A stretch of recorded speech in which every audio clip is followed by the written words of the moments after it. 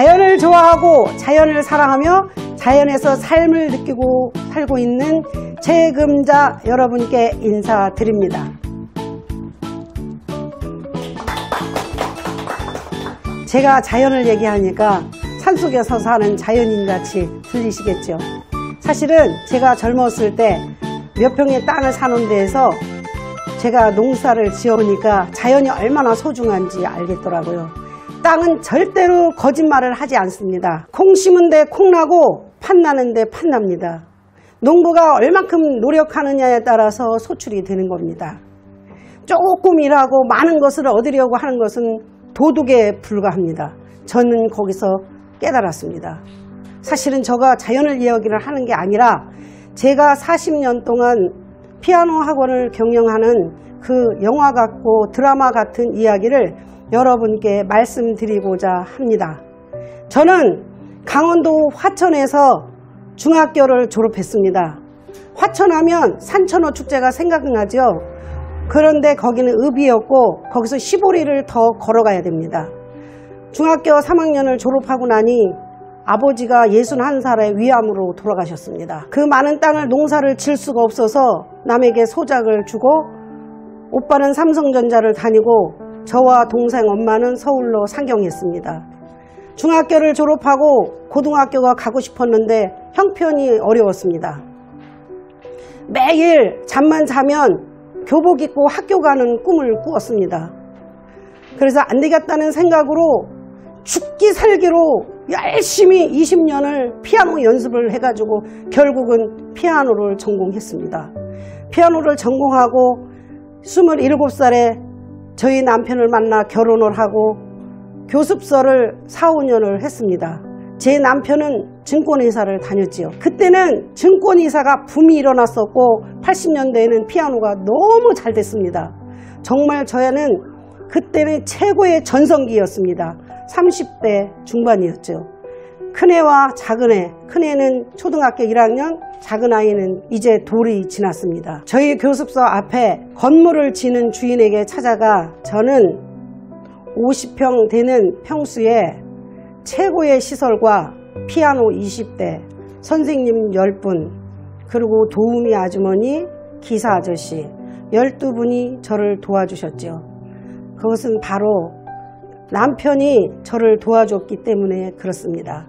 그때는 월급보다 무상주가 더 많았거든요. 아파트 분양받을 돈으로 학원에다 투자한 것입니다. 그리고 저는 30대 중반이라 뭐 경험도 없고 배운 것도 그렇게 많지 않아서 옛날에 정주영이나 이병철 회장님들이 고전을 배워서 그 대기업을 경영하셨다고 하는 귀절을 제가 한번 읽은 적이 있습니다.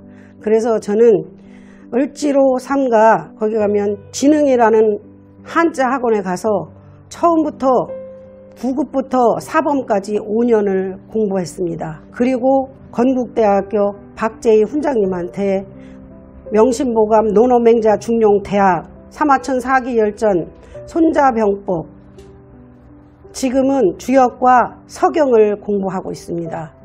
저를 가르쳐 주신 선생님은 임육경 교수님, 박재희 훈장님, 박경애 교수님 다 한문 선생입니다. 제가 그동안에 배운 것을 수요일날 아이들한테 접목을 시켰습니다.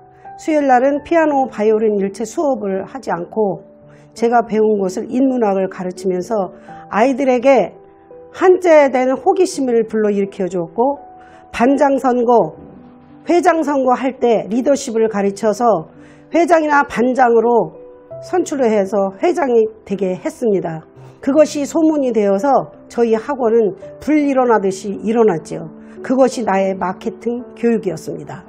그 중에 2명 아이를 뽑자면은 김선욱이하고 서동영이라는 학생인데 김선욱이는 6살에 저희 학원에 와서 1학년 때 교육부 장관상을 탔으며 저를 가르친 교수님한테 연결하여 한예종의 최연소에 합격을 하고 세계 콩쿠르에 1등을 하여 지금은 경기 필하모닉 오케스트라 음악 감독이 되었습니다. 또 하나의 서동영이는 매일 부수 공부를 2개를 해서 사자소화, 명심보감, 사마천 사기열전, 고등학교 2학년까지 저한테 공부를 했습니다. 물론 그것은 한자 공부는 제가 옵션으로 한 것입니다. 10분씩 더 해준 것이 그렇게 많이 늘었다고요. 그래서 걔는 지금 서울대학교 공대에 3학년입니다. 가끔 어머니가 문자로 보냅니다. 그동안에 저희 아들을 그렇게 한자 한문을 가르쳐 주셔서 애가 삶의 지혜를 느끼면서 산다고. 그래서 저 정말 잘 살았죠? 네. 그래요.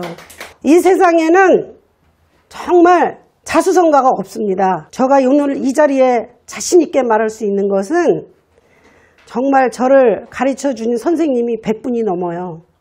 악기도 12가지를 했기 때문에 그 중에 선생님이 얼마나 많았겠습니까? 100명의 선생님과 그리고 부모님은 돌아가셨지만 부모 형제 너무 감사하죠. 제가 10,000명의 제자를 키워냈더라고요. 그러니 얼마나 제 자신이 너무 행복했습니다. 정말 잘 살았습니다. 바람 불 때 연날리고 물 들어올 때 노젓는 옛말이 있습니다. 여러분, 악기를 배운 거 쉽지 않습니다. 10년이 강사는 변해야 됩니다. 10년이 돼야 되고 내가 취미생활을 한다 해도 10년이 돼야 뭔가 바뀝니다. 조금 하다 말고 조금 하다 말으면 아무것도 안 됩니다. 저는 제 아들도 예원, 예고, 음대를 다 졸업해서 자기 일을 하고 있고 조카 딸도 피아노를 전공을 시켰습니다. 정말 내가 그런 생각이 들더라고요. 아, 그때 정말 때를 잘 만났구나. 농부가 봄에 씨를 뿌릴 때가 있고 여름에 씨를 뿌릴 때 있고 가을에 씨를 뿌릴 때가 있더라고요. 그러니까 여러분도 내가 늦었지 이제 배워서 뭐를 해? 그런 생각 하지 마세요. 저 올해 나이가 70입니다. 학원을 40년을 넘게 하고 있는데 2024년에 3월 달에 학원을 정리하고 집에다 피아노를 3대를 놓고 남은 아이를 가르치고 있는데 역시 지금도 부수와 한자를 그리고 지금은 그 아이들을 더 정성껏 가르칩니다. 왜냐고요? 이제 제가 마지막이거든요. 살아온 경험이 40년이고 경험과 경륜이 40년 아닙니까? 그래서 이제 애들은 눈만 봐도 알고 어른들도 눈만 보면 알고 말 몇 마디만 하면은 제가 그 속을 다 들여볼 수 있는 해안이 생기더라고요. 그리고 여러분에게 부탁드리고 싶은 것은 악기는 누구나 해야 되고 인문학은 힘들지만 꾸준히 하다 보면 사람이 달라지더라고요. 남들이 그래요. 저가 야생화인데 지금은 백합이나 장미가 됐대요. 그리고 오늘 이 자리에 제가 정말 당당하게 여러분께 스피치를 할 수 있는 것은 봉숭아 학당 문화혁신학교라는 데에서 제가 스피치를 배우고 있습니다. 스피치만 배우는 게 아닙니다. 앞으로 어떻게 살을지 모르잖아요. 강의도 해야 되고 배우기도 하고 가르치기도 하고 어디 가서 또 남들하고 이야기도 하려면 모든 걸 알아야 되기 때문에 첫째는 컴퓨터를 해야 될 줄 알아야 돼요.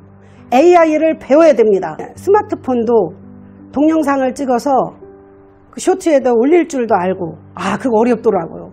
아마 20가지는 넘어요. 배워도 한이 없더라고요.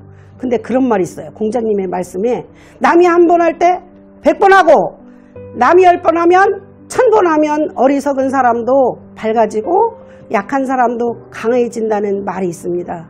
여러분도 할 수 있다고 생각하면 지금부터 시작하세요.